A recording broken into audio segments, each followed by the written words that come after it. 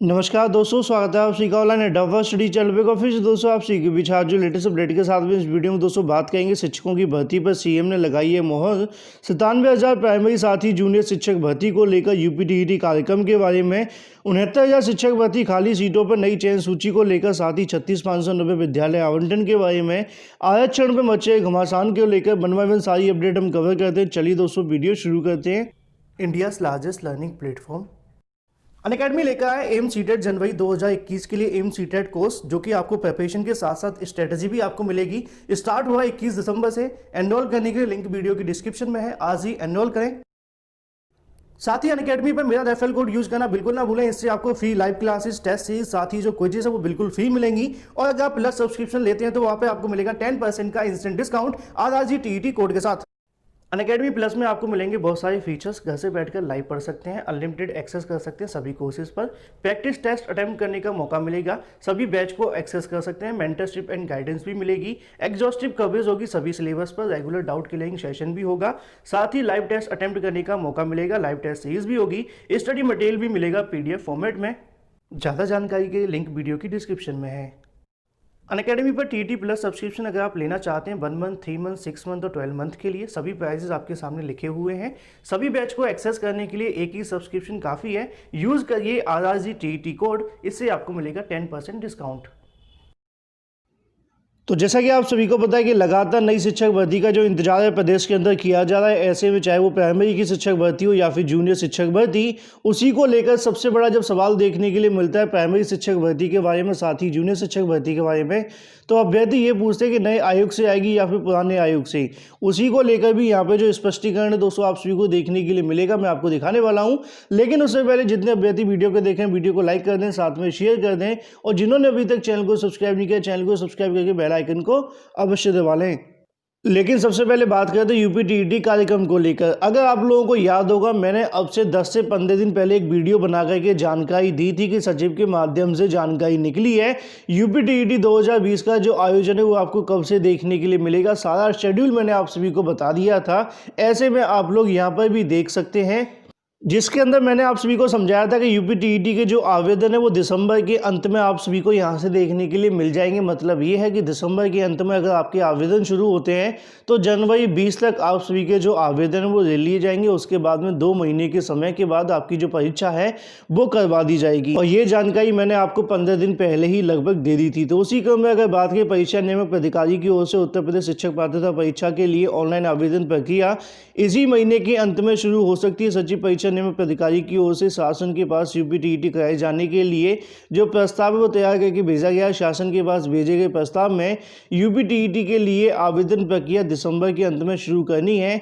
सचिव परीक्षा नियामक प्राधिकारी अनिल भूषण चतुर्वेदी ने बताया कि अनुमति मिलती है तो फरवरी के अंत तक यूपीटीईटी करा ली जाएगी। मैंने आप सभी को ये भी कहा था कि फरवरी के अंत में या फिर मार्च के प्रथम सप्ताह में आपको देखने के लिए मिलेगी। संभावना ऐसी है कि मार्च के प्रथम सप्ताह में आपको जो परीक्षा है वो देखने के लिए मिले।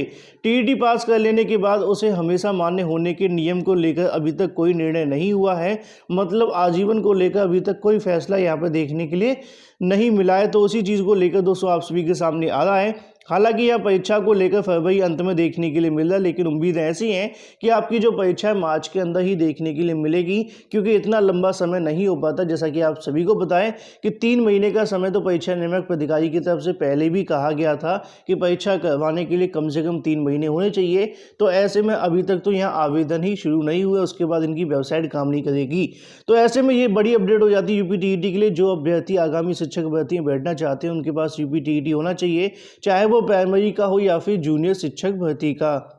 वहीं दूसरी तरफ आप सभी को पता है कि प्राइमरी की भर्ती के लिए लगभग 97,000 पदों की जो मांग है वो रखी जा रही है। प्रदेश के अंदर लगभग जो आंकड़ा जारी हुआ था उसमें 51,000 पद खाली थे। अब ऐसे में 97,000 साथ ही जूनियर शिक्षक भर्ती की जो मांग है वो लगातार जारी है। लेकिन सवाल ये देखने के लिए मिलता है कि ये दोनों भर्ती किस आयोग से आएंगी या पुराने आयोग से आएंगी। कुछ चैनलों के माध्यम से आपको जानकारी देखने के लिए मिल रही थी कि जूनियर शिक्षक भर्ती पीएनपी से आ रही है। मैंने आपको पहले बता दिया था, फेक जानकारी है, लेकिन ऐसा बिल्कुल भी नहीं है। जो नई शिक्षक भर्तियां आने वाली हैं वो नए शिक्षा सेवा चयन आयोग से आपको देखने के लिए मिलेंगी।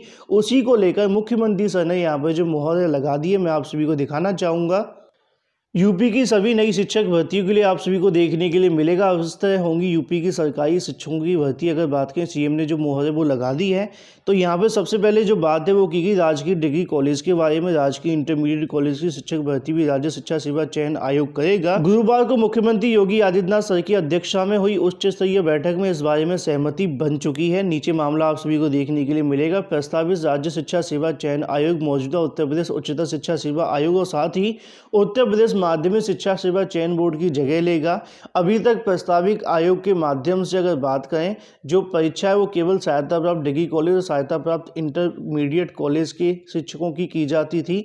लेकिन ऐसे में अगर बात करें राजकीय डिग्री कॉलेजों और साथ ही राजकीय इंटर कॉलेजों के लिए शिक्षकों की भर्तियां अभी उत्तर प्रदेश लोक सेवा आयोग कर रहा था। प्रस्तावित आयोग को बेसिक शिक्षा परिषद स्कूलों में शिक्षक भर्ती करने की जिम्मेदारी देने पर भी विचार चल रहा है। मतलब ये है कि नए आयोग से सभी भर्ती देखने के लिए मिलेंगी, चाहे वो बेसिक की 95,000, 97,000, 51,000 वैकेंसी आए या फिर जूनियर शिक्षक भर्ती जैसा कि आप सभी को देखने के लिए मिल रही है। आगामी समय में यूपी के अंदर कोई भी भर्ती आएगी वो नए शिक्षा सेवा चयन आयोग से ही आपको देखने के लिए मिलेगी।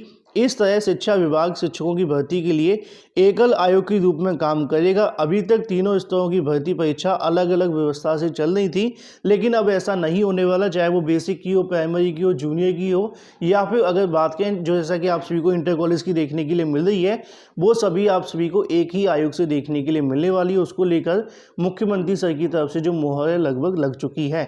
अब ऐसे में इंतजार करना है नए आयोग के बनने का। जैसा कि जानकारी ये भी निकली है कि फरवरी तक जो आयोग है वो तैयार करवा दिया जाएगा। तो ऐसे में अगर मार्च तक भी हो जाता है तो भर्तियां आप सभी को अप्रैल के अंदर देखने के लिए मिल सकती हैं। क्योंकि आप सभी को पता है कि प्राइमरी और जूनियर शिक्षक भर्ती जैसे भी हो वो यूपी टीईटी के बाद ही आएगी। अभ्यर्थी पहले मांग कर रहे हैं, लेकिन जैसा कि उम्मीदें हैं कि यूपी टीईटी के बाद आने की संभावना है। वहीं दूसरी तरफ बात करें 69,000 शिक्षक भर्ती को लेकर नई चयन सूची की मांग लगातार जारी है। अभी तक 36,590 का विद्यालय आवंटन भी नहीं हुआ है। और वहीं दूसरी तरफ आरक्षण को लेकर लगातार घमासान मचा हुआ है। शिक्षक भर्ती प्रक्रिया से वंचित अभ्यर्थियों ने निदेशालय को घेर लिया है। परिषदीय अगर बात करें विद्यालयों के अंदर 69,000 शिक्षक भर्ती से वंचित है अभ्यर्थियों ने शुक्रवार को एक बार फिर से यहाँ पे SCRT पर घेराव किया। पिछले 3 दिनों से अभ्यर्थी लगातार SCRT पर दूर रखने का जो प्रयास है पुलिसकर्मियों की तरफ से किया जा रहा था। काफ़ी मशक्कत के बाद में वह माने देर शाम को अगर बात करें इको गार्डन उन्हें छोड़ दिया गया। अभ्यर्थियों का आरोप है कि उन्हें जानबूझकर भर्ती प्रक्रिया से बाहर किया गया है। तो यहाँ पे जो बात है वो की गई है। अगर बात करें प्राप्तांक को लेकर तमाम चीज़ें देखने के लिए मिल रही हैं जो कि आप सभी के सामने लिख दिया गया है, लेकिन ये गलतियां हैं नहीं। असल में यहाँ पे जो मामला है वो आरक्षण नियमों को लेकर, जैसा कि आप सभी को पता है कि आरक्षण की वजह से कल भी अभ्यर्थी काफ़ी भारी संख्या के अंदर वहाँ पहुँचे हुए थे और कहीं ना कहीं अगर बात करें आरक्षण पर घमासान मचा हुआ है। आश्वासन भी दिया गया था कि मंत्री जी से मुलाकात होगी, वादा होगी, लेकिन ऐसे में आज का जो दिन है वो दे दिया गया है। तो ऐसे में आज क्या क्या होगा आप सभी इंतजार करिए। लेकिन ऐसे में अभ्यर्थियों को कहना है कि जब तक सरकार की तरफ से कोई ठोस यहाँ से चीज़ें देखने के लिए नहीं मिलेंगी, अभ्यर्थी यहाँ से नहीं जाएंगे। लगातार अभ्यर्थी अधिकारियों के माध्यम से वार्ता कर रहे हैं। अधिकारी भी कहीं ना कहीं आश्वासन देकर निकल जाते हैं, लेकिन अभ्यर्थी अभी तक संतुष्ट होते हुए दिखाई नहीं दे रहे। आरक्षण को लेकर पूरे दिन भर SCRT पर धरना प्रदर्शन जारी रहा, देर शाम तक भी जारी रहा और चीज़ें ये भी देखने के लिए मिल रही कि आज भी आप सभी को यहाँ पे देखने के लिए मिलेगा। जब तक सरकार की तरफ से कोई फैसला नहीं लिया जाता है तब तक यहाँ पे अभ्यर्थी लगातार धरना प्रदर्शन करते रहेंगे। तो ऐसे में आरक्षण को लेकर अभी भी धरना प्रदर्शन जारी है। बाकी अगर बात करें जेंडर के बारे में, ये जैसा कि आप सभी को सामने लिखा है, अगर बात करें बीएड की डिग्री को लेकर जम्मू कश्मीर की है तो ये बाहर नहीं किए गए थे। 68,500 के अंदर कोर्ट में मामला गया था बीएड डिग्री को लेकर। तो वहाँ पे भी ये कह दिया गया था कि बीएड डिग्री चाहे कहीं की भी हो, जम्मू कश्मीर कोई भारत के बाहर का नहीं है। तो ऐसे में ये अभ्यर्थी इसके अंदर वैलिड थे। तो उसी चीज़ को लेकर यहाँ पर जो चीज़ें हैं वो देखने के लिए मिल रही हैं। वहीं दूसरी तरफ बात करें थर्ड काउंसलिंग के बारे में 36,590 के विद्यालय आवंटन को लेकर, तो कल शाम को दोस्तों मैंने आप सभी को बताया था कि सचिव के साथ में वार्ता हुई, उनकी तरफ से कुछ जानकारी दी गई थी कि यहाँ पर अभी भी अभ्यर्थियों को नियुक्ति पत्र दिए जा रहे हैं। तो ऐसे में आप लोग यहाँ पे भी देख सकते हैं 28 नवनियुक्त शिक्षकों को नियुक्ति पत्र दिए गए हैं उसी क्रम में 69,000 शिक्षक भर्ती लगातार यहाँ पे जो कार्यक्रम है वो जारी है। कुल 30 अभ्यर्थी को नियुक्ति पत्र जारी होना था, मगर 2 अभ्यर्थी अभिलेखों में अंतर होने के कारण प्रक्रिया रोक दी गई। इन शिक्षकों को स्कूल आवंटन के लिए कुछ दिन और यहाँ पे जो इंतजार है वो करना पड़ेगा। जैसा कि आप सभी को पता है कि स्कूल आवंटन के लिए अभी तक कोई भी आदेश नहीं आया है।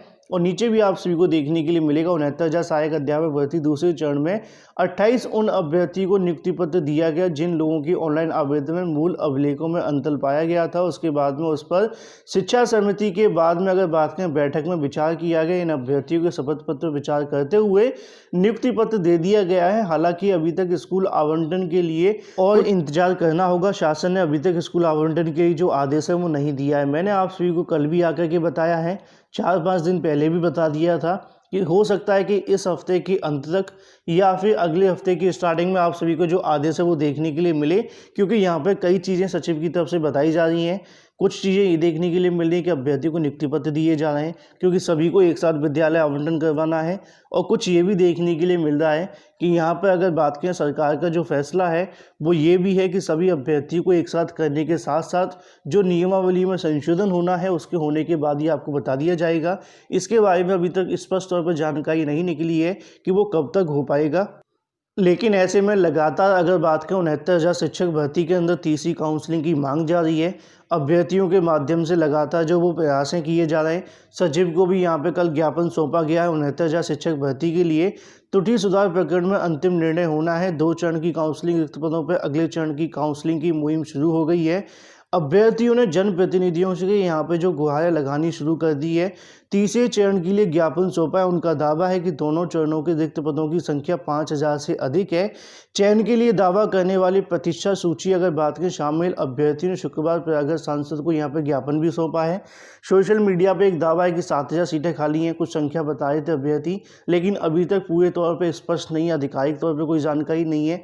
अगर कोई निकलेगी तो आपको सबसे पहले बता दी जाएगी। तो ऐसे में कैबिनेट मंत्री सिद्धार्थ सिंह को और साथ ही अगर बात करें कई और भी लोगों को यहाँ पे जो ज्ञापन है वो सौंपे जा रहे हैं अभ्यर्थियों के माध्यम से। तीसरे चरण की काउंसलिंग की जो मांग है वो की जा रही है। रिक्त पदों पर नई चयन सूची जारी करके अभ्यर्थियों को नियुक्ति पत्र की जो मांग है वो लगातार यहाँ पर जारी है। लेकिन जैसा कि आप लोग देख पा रहे हैं कि नई काउंसलिंग को लेकर यहाँ पे थोड़ा सा इंतजार करना पड़ रहा है, क्योंकि अभी तक विद्यालय आवंटन नहीं हुए। जब तक विद्यालय आवंटन नहीं होंगे सीटों की संख्या नहीं मिलेगी, और जैसे सीटों की संख्या मिलती है उसके 10 दिन के अंदर अंदर आप सभी का यहाँ से जो प्रोसेस है वो शुरू करवा दिया जाएगा, जो कि संबंधित होगा आप सभी की थर्ड काउंसलिंग को लेकर। तो ऐसे में ये थी दोस्तों तमाम लेटेस्ट अपडेट। वीडियो पसंद आए वीडियो को लाइक और शेयर करना बिल्कुल ना भूलें। फिलहाल इस वीडियो के माध्यम से thank you for watching this video.